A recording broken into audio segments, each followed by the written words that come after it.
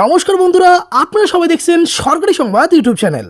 বন্ধুরা, অবশেষে চাঁদের মাটিতে পা রাখলো ভারতের চন্দ্রযান-3। বুধবার বিকেলে 5টা 45 বিক্রমের অবতরণের প্রক্রিয়া শুরু হওয়ার ঠিক 19 মিনিট পরে চাঁদের দক্ষিণ মেরুতে সফট ল্যান্ডিংয়ের মাধ্যমে সন্ধ্যে 6টা 4 পালকের মতো করে চাঁদে পা রাখে ল্যান্ডার বিক্রম। বিক্রমের অবতরণের কয়েক ঘন্টার মধ্যেই তার মধ্যে থেকে বেরিয়ে আসে রোভার প্রোগ্রাম, যেটি চাঁদের মাটিতে সেকেন্ডে মাত্র 1 সেন্টিমিটারের ধীর গতিতে এগিয়ে চলেছে। চাঁদের মাটিতে মানুষের মল ভর্তি 96টি ব্যাগ পাওয়া গিয়েছে। প্রায় 50 বছর ধরে চাঁদের মাটিতে একই অবস্থায় এই নোংরা পড়ে রয়েছে। 1969 সালেই চাঁদের উদ্দেশ্যে রওনা দিয়েছিলেন মার্কিন মহাকাশচারী নীল আর্মস্ট্রং, এডুইন অলড্রিন এবং মাইকেল কলিন্স। চাঁদের মাটিতে পা রেখে বদলে দিয়েছিলেন মানব সভ্যতার ইতিহাস।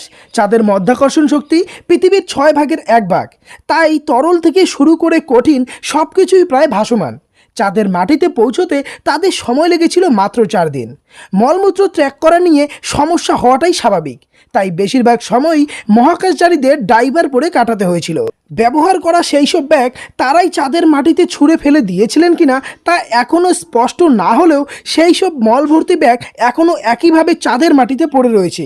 ইতিমধ্যেই চাঁদের মাটিতে ভারতের জাতীয় পতাকা এবং ইসরোর লোগো এঁকে দিয়েছে রোভার প্রোগ্রাম যন্ত্রটি।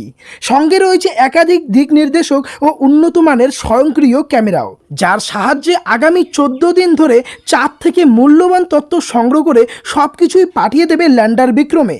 তারপর ল্যান্ডার বিক্রম সেই সমস্ত বার্তা পাঠিয়ে দেবে পৃথিবীতে। এই সমস্ত পরীক্ষাগুলির জন্য ল্যান্ডার এবং রোভারের সঙ্গে রয়েছে 5টি বৈজ্ঞানিক যন্ত্রপাতি। রোভার প্রোগ্রাম জানিয়েছে, যেখানেই বিক্রমের ল্যান্ডিং হয়েছে সেখানকার তাপমাত্রা রয়েছে -230°C। অকল্পনীয় সেই ঠান্ডায় যে কোনো ধাতু খুব সহজেই ভেঙে যেতে পারে। এইসব ভেবেই বিজ্ঞানীরা ল্যান্ডার বিক্রমের দেহ অ্যাডভান্স কম্পোজিট টেকনোলজি ব্যবহার করে তৈরি করেছে। চাঁদের দক্ষিণ মেরুতে জলীয় বরফের উপস্থিত আগেই টের পেয়েছিলেন বিজ্ঞানীরা। যদি চাঁদের জলীয় বরফ পর্যাপ্ত পরিমাণে থাকে তাহলে চন্দ্র অভিযানে যাওয়া মহাকাশচারীদের পানীয় জলের উৎস হতে পারে এই জল। তাছাড়া জলের অণু ভেঙে হাইড্রোজেন দিয়ে জ্বালানি উৎপাদন করলে পড়ে থাকা অক্সিজেন মহাকাশচারীদের ব্যবহারের কাজে লাগবে। এই সমস্ত ব্যবস্থা ঠিকঠাক হলেই পরবর্তী মঙ্গল গ্রহ অভিযানের জন্য চাঁদকেই বেস ক্যাম্প হিসেবে ব্যবহার করা যেতে পারে। এখনকার মতো খবর এ পর্যন্তই।